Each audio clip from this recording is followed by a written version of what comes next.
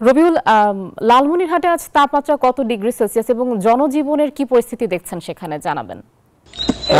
শুভ সকাল আয়শা, আপনি যেমনটি বলছিলেন উত্তরের শীত এবং হিমেল হাওয়া কিন্তু কমেনি এবং এই মাঘ মাস জুড়েই কিন্তু এই ঘন কুয়াশায় এবং হিমাল হাওয়া এই উত্তরের জেলায় বিরাজ করছে। এতে কিন্তু মানুষের দুর্বিষহ জীবন চলে গেছে এবং নাবিশ্বাস হয়ে গেছে এবং কনকনে ঠান্ডা কিন্তু কমছে না।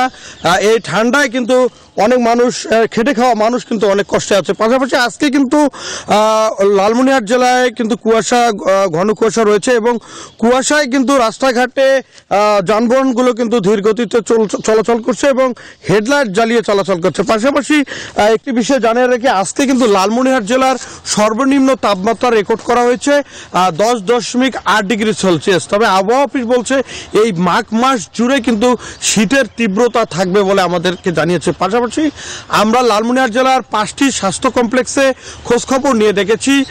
এই হাসপাতালগুলোতে কিন্তু বেশিরভাগই শিশু ও বৃদ্ধ রোগীর সংখ্যা বাড়ছে এবং তার সাথে ডায়রিয়া, নিউমোনিয়া এবং জ্বরে আক্রান্ত হচ্ছে বেশিরভাগই। পাশাপাশি জেলা প্রশাসনের পক্ষ থেকে শীতবস্ত্র বিতরণ করা হয়েছে মাত্র 32,000 কম্বল এবং পাশাপাশি আরও শীতবস্ত্র বিতরণ করা হবে বলে আমাদেরকে জেলা প্রশাসক রকিব হায়দার আমাদেরকে জানিয়েছেন। এই ছিল আমার কাছে সর্বশেষ। ফিরে যাচ্ছি স্টুডিওতে।